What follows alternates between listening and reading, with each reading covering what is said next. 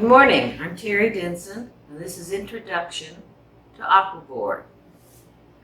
This is for those of you who have been thinking about trying Aquabord, but are a little bit concerned because you don't really know how it works or what it does. So that's the primary purpose of this video this morning. We're going to cover basic stuff like laying a wash, laying a smooth wash, a transition, because it all works very different on Aquabord. Now let's take a look at Aquabord. What it is a layer of textured kaolin clay that's been put over top of a board like masonite. The paint sits up on top of the textured clay, so it doesn't really sink in. And as a result, it gives you the advantage of being able to lift back, in most cases, all the way to the white of the Aquabord. There are a few evil twins out there in the paint world, phthalo blue and phthalo green, for example, that will leave a faint stain on it. In general, though, most of them will wash off with just a little bit of rubbing. What I use to do that with is a small, flat brush, a little bit on the stiff side, but not too much, that all glaze together quite nicely. This is actually a children's art brush, and you could find these at hobby stores, at hardware stores, and other places like that. Now, Aquabord comes in 3 varieties. This flavor is flat, obviously, just a panel with a clay coating. And the advantage of flat, you paint it, you frame it up as if it was an art painting. These are all varnished first, and I'll go into that towards the end. But it also comes in 2 other formats. One format is with a cradle built onto it. This is made out of nicely sanded bare beech wood. It's 3/4 of an inch deep. The third variety is also cradled with a 2-inch cradle on it. This is the natural beech one that I've varnished with a simple varnish, water soluble. You can get it at any hardware store. No odor, easy cleanup, nice way to handle varnishing. That, by the way, is the type that's acceptable for the Florida Watercolor Society show now. As of the 2020 exhibit, varnished paintings, this, for example, Aquabord that are sprayed, are eligible to be entered without glass or matting. And that's one of the big advantages of Aquabord. Customers particularly like paintings without the glass, because they don't get the reflections you would get in something like this. So let's start on what we have here. I've already put down 2 washes. This is just a simple little drawing of 3 apples, 3 green apples, and this is my undercolor here. I have a simple shadow down here, and then I'm going to paint a darker background, right about here. Let's just draw a line.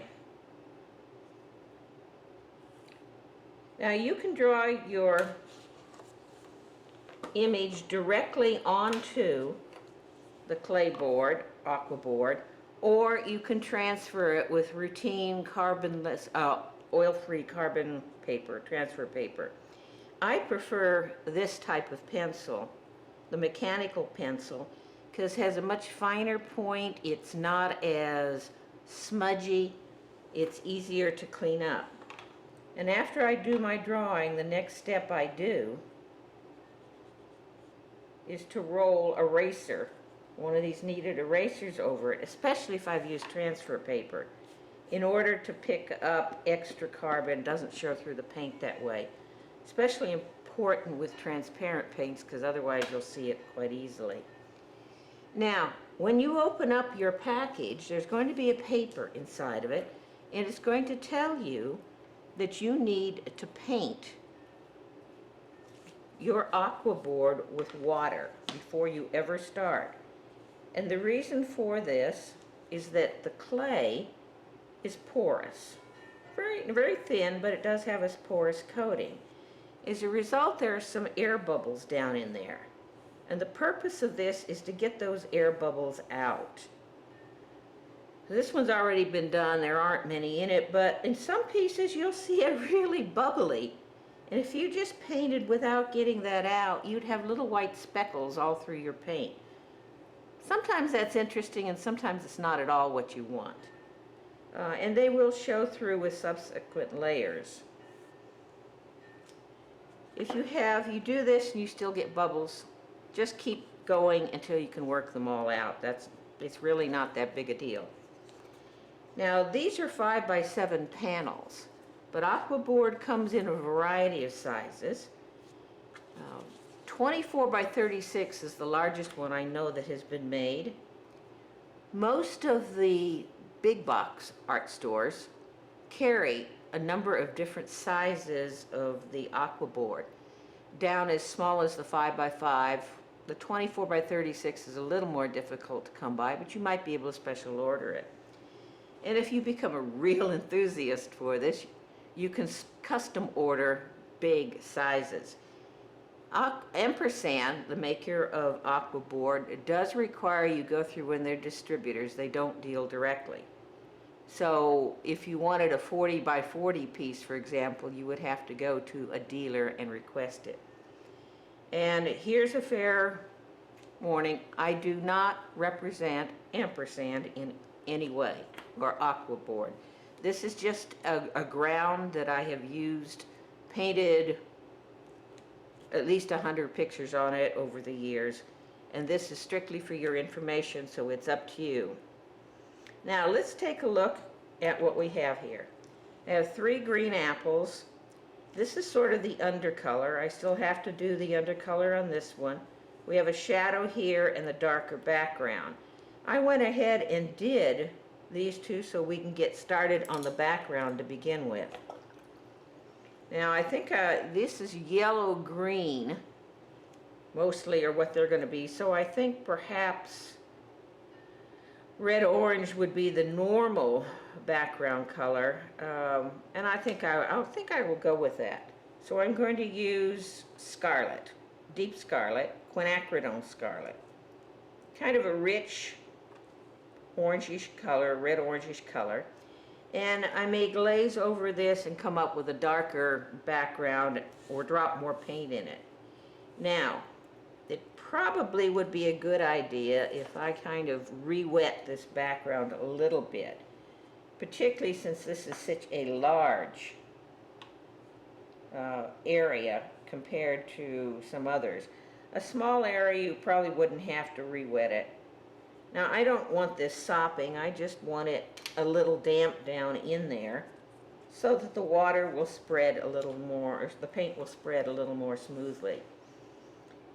It's important to keep it kind of wet. This is not Yupo, it doesn't skitter all over the place, but that first coat just doesn't want to do anything but make big bubbles, or, you know, act a little bit Yupo-ish in the sense that it doesn't sink in, it sits on the surface, so your strokes show up. For those of you who are reformed oil painters, you can see the brush strokes if you want. You can in Yupo, something that a lot of oil painters work for. Now, no matter what your style, realistic, abstract, non-representational, this ground still works for you. And I know of quite a few artists in varied styles who do use this. Teresa Kirk, who does a lot of work in Yupo and does represent Aquabord for Ampersand, generally paints in a more abstract and stylized manner. Robin Makowski paints a lot of pictures in that, but her style is generally more realistic. Now, you may find that it's easy to keep working on Aquabord long past when you would be doing that on paper. Mostly because the paint sits up there, you can sit there and dab in other colors as long as it's wet. Like I said, that first coat tends not to go on real smooth. Play with it and you'll get better at it. Obviously, I need more play, but that's the way it goes. Now, I think I'm going to take another color and just kind of drop into it. In fact, what I think I will do is just darken up my red a little bit. So add a little blue to it to neutralize it. A little more purple in the corners, a little darker. And just charge your paint in.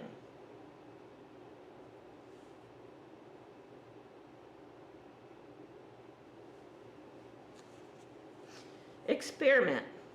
See if you can get a better result by rolling it or whatever it is that you want to do. That blue that I added to it was a dark blue, Indian Throne,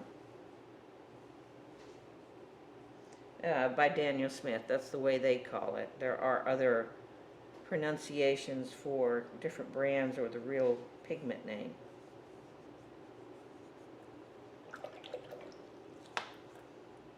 Come back with a little more of this red and try to smooth it out a little bit. Now I can come over this with a second coat and it will smooth out much more that way.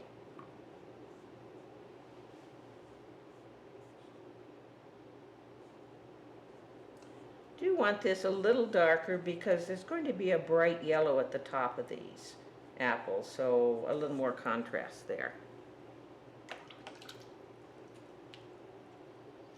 Now you'll notice I went outside my line here. That's okay.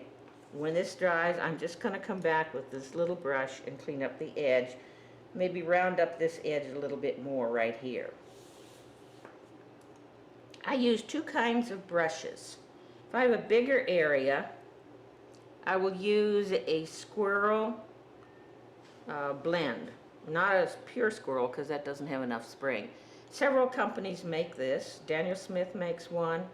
One you can find quite easily is Black Velvet by Silver.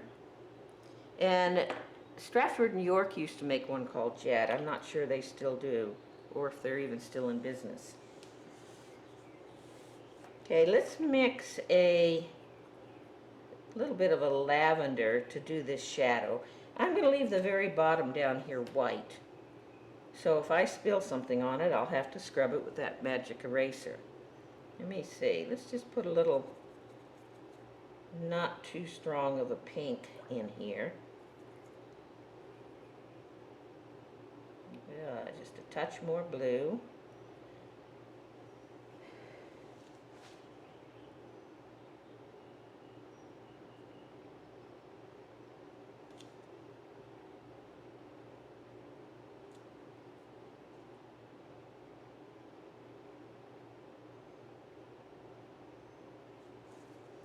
Just keep moving that wet line forward.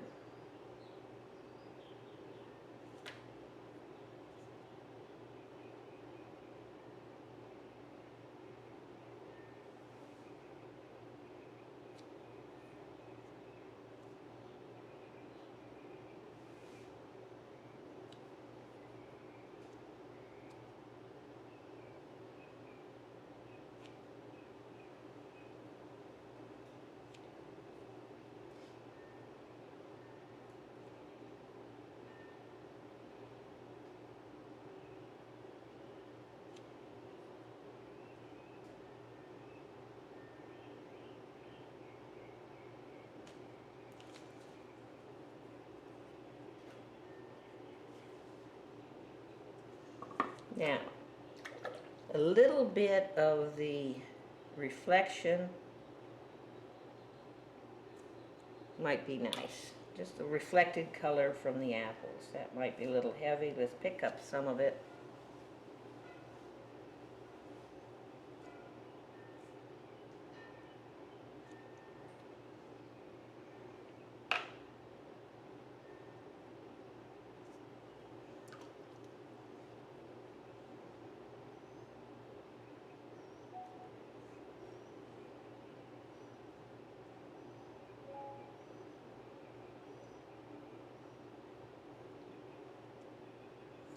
All right, I think we're going to have to stop here for a minute in order to let these dry so that I could do this apple. And we'll talk about a couple of other techniques and the way you might frame it up or spray it to finish it. Stop. Welcome back. Here we go. Things seem to have dried up some. Now I said before, you can clean up and overpaint just by using one of these little kitty brushes. And we're going to do that right here.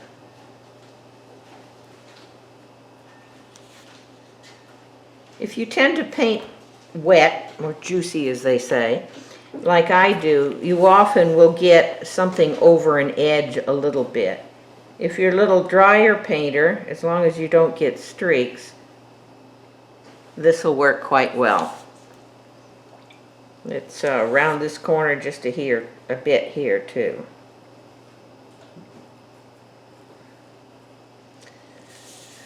All right, let's do the next apple and then we could start layering. Well, let's just go ahead and start doing layers on this right here. You've already seen how to lay out a wash. All right, I'm going to start glazing on this apple here. And I'm going to use several different greens. Oh, the darkest one is undersea green. This one here is Green Gold by Daniel Smith, and it is a runner. I'll warn you on that right now. And that means if you lay it down in a wet area, it'll take off and look for the other side immediately. I mean, it is a big time runner. So put it down first if you're using it. I'm going to lift back just a little here, soften up this edge. Now, I've not saved any highlights on this, and you'll see why in just a minute. That's because with Aquabord, it's more a put-on, take-off arrangement than it is with most other kinds of painting. Okay, I'm moving to undersea green, which is nothing more than a combination of ultramarine blue and deep Quin Gold. You could duplicate that yourself with using ultramarine blue, Quin Gold, and a little bit of burnt orange. I'm rather fond of the Quin colors. I don't know if you are. Some of you would have more of an earth tone palette or whatever. But I find that they give you transparent or only slightly granular with very bright, clean, saturated colors that stay the same whether they be watered down or full strength. Okay, I'm going to just come in like this and lift it back, try to smooth it out just a little bit.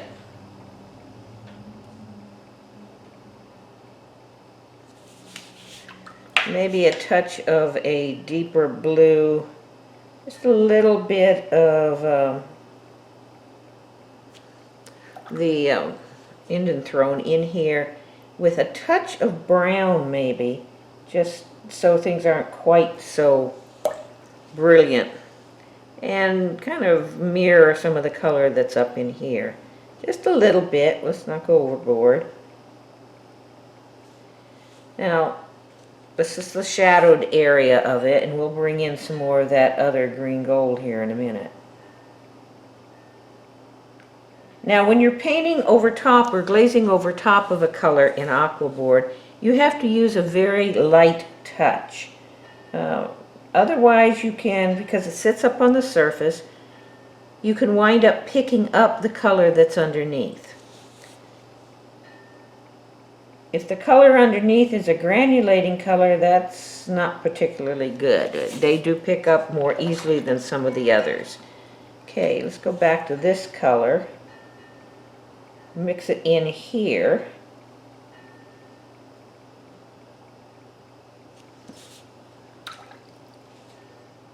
Aquabord takes longer to dry than paper, but you can paint on it sooner than you can with paper.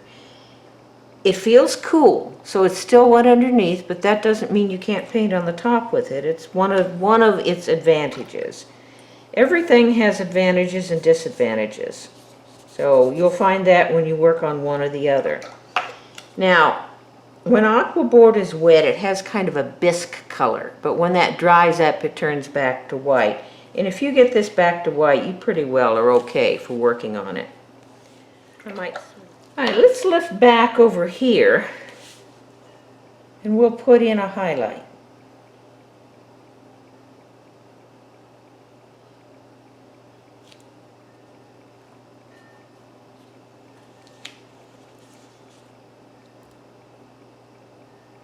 Lift and wipe, and wash your brush out frequently. If you take out too much of a highlight, it's no big deal, you can come back in. I'm going to lift back a little bit right there. Go very gently, and you can lift off the top color without lifting off the bottom. And that's about the basics of painting on it. This needs to be developed a lot more, and you would do that too. So we're going to stop for just a minute. I'm going to go get the varnishes and show you how to varnish a painting. Welcome back. Let's finish this up, wrap it up. What we're going to do is I'm going to show you how you would varnish this and how you would paint and deal with the sides. This is a varnished panel. This is a flat. This is pretty easy. Just take it outside and spray it. And this is what I use. It's a Golden's Archival Varnish. Comes in gloss, satin, and matte. I used to use the matte because I thought it looked more like watercolor, but the gloss really works the best. It's not an extremely shiny gloss. Again, I do not represent Golden. I just found this better than several others that I tried. And I believe this is what Ampersand is now recommending itself. Take it outside, shake it very, very well, and follow the instructions on how you would do a good spraying job. Just from about 12 inches away. Start off the side of the board, go all the way over and back like this. If you're doing a panel, it's a little bit different. Before you ever start painting on the panel, I would strongly recommend you tape off the cradle side. Take that blue tape, ubiquitous blue tape we probably all own, put it all the way around the edge and rub it really good. What this does is keep your panel side, the cradle side, clean. Once you're through painting, before you paint or varnish the sides, you spray this, varnish it, and if you want, put a couple of coats of the liquid on it. It's actually thicker, gives you a taller gloss. Again, comes in the 3 different gloss matte or satin. This can be diluted up to 20%. I have a dedicated brush for it. It's an old sky brush I use for nothing but varnishing. Now this is water soluble until it sets up. So if you want to keep your brush and use it again, as soon as you're through with it, wash it out very, very thoroughly. It's just like any other acrylic. Get rid of all the stuff in it and the brush will keep going. Now before you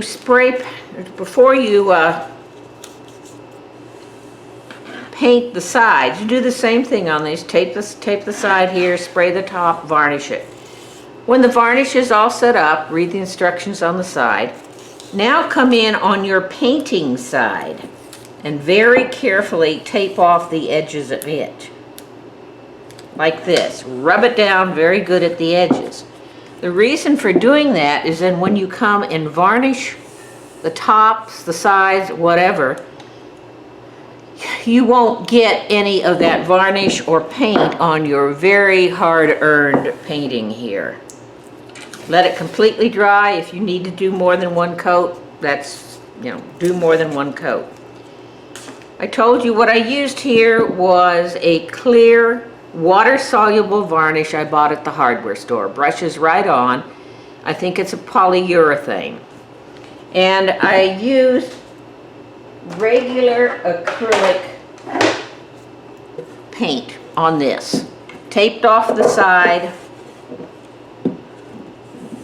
painted the side, brush painted with acrylic paint, usually takes 2 coats, and then put a coat of clear varnish, this on top of it, just to give it a little bit of a shine. Now, that's basically it. Once you get the hang of painting on it, it looks, you know, your first one you may not like, but just remember, failure is a learning tool. So don't be afraid of screwing up the first time or two. It'll teach you something, and you'll have a whole new ground to paint on that doesn't require glass or matting and stands out, pops up very clearly. So that's basically it. We've gone through how to lay washes and blend them, how to glaze, lifting back, varnishing, and finishing the sides. So I hope you enjoyed having introduction to Aquabord. Thank you.